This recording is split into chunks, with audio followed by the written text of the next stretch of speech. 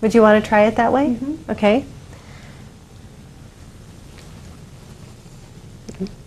And then what I'm going to do is have one hand here and lean forward a little bit.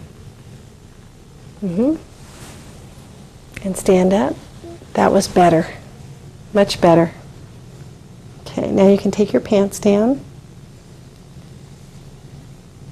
Okay, now we'll sit down again.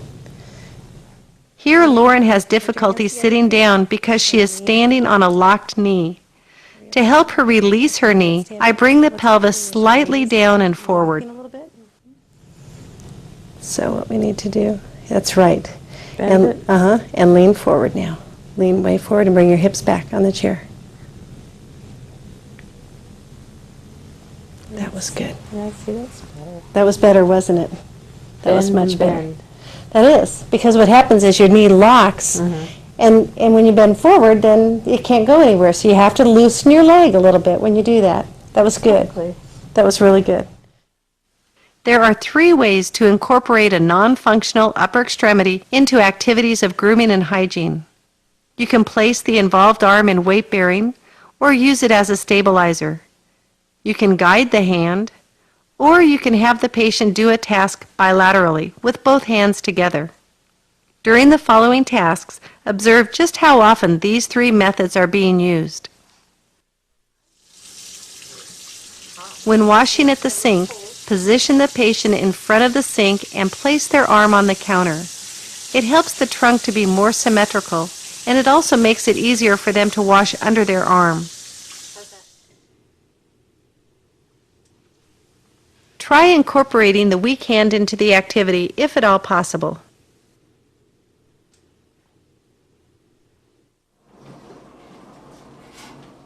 When shaving, patients can either sit in front of the sink or stand at the sink, depending on their level.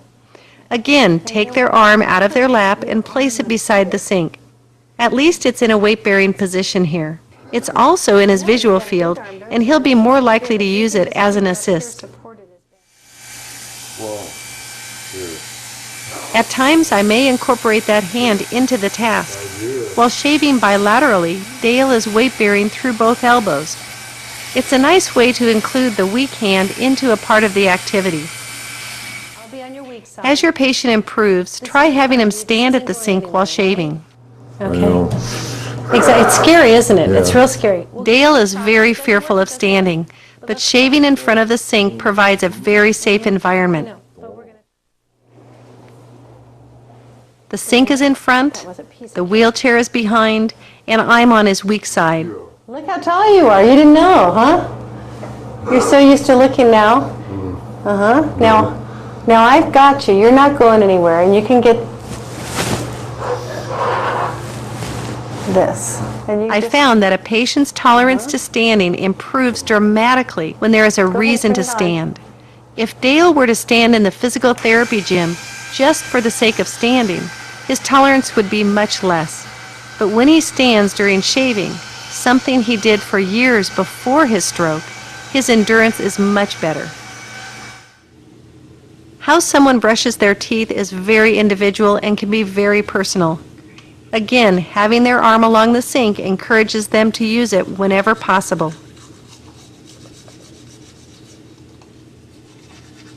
Do you want to try brushing your hair a little bit? When Harriet brushes her hair, it makes sense for her to use her strong hand. But sometimes I guide her weak hand to just give a bit of sensory information to that side and, at the same time, work on some range of motion.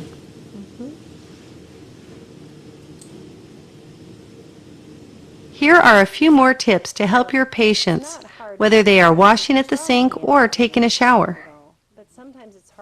Sometimes it's hard for your patients to wash and dry the strong side. One of the things that I do is I just have you place it down on your leg there and get it flattened out. There you go. And you could put a little soap on it. Right.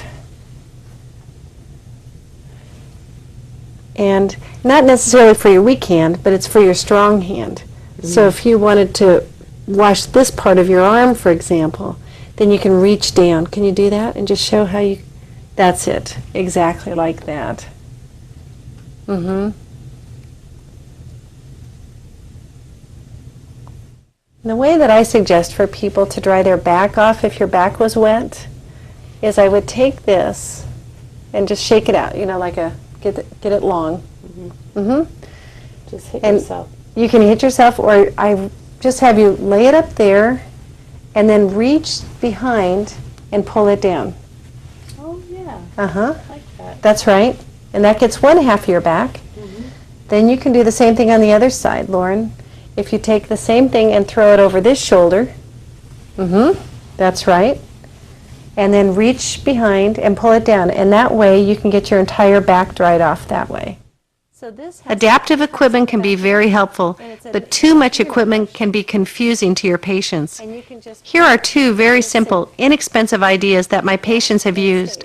First, a brush with suction cups, which can be used as a fingernail brush, a denture brush, or can also be used in the kitchen to help wash utensils. And you could, right, exactly, get your fingernails cleaned off that way. I get a special one of these just for dentures. And then what I tell people to do is to put the washcloth in the sink. And the reason I do is because sometimes those dentures slip right out of their hand and it'll chip their teeth. And that's expensive. That's really expensive.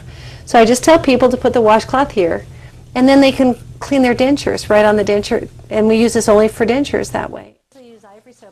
Here I'm showing Dale how to make a soap on a rope. It sounds so simple, but many patients slip and fall at home reaching for that bar of soap that has fallen to the floor of the shower. It's cheap, it's easy, and my patients love it. Punch a hole in the middle of the soap. I like to use ivory because it doesn't crack. Cut a length of cord and push it through the hole.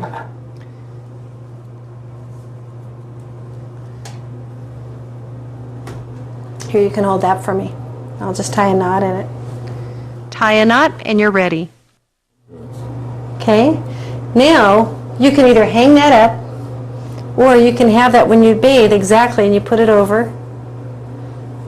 And look how much easier that is. You can, exactly, that's right. You like that? Yeah. And then you can get this wet, Yeah, I knew. and then you don't have to worry about it slipping, exactly, yep. And you can take it off if you want to. So you like that idea? So easy to do, but ivory soap works well. You like that? Yeah, good. God. These are just a few of the many ideas in self-care training that can help your patients to become more independent and, at the same time, make your treatment sessions much more therapeutic.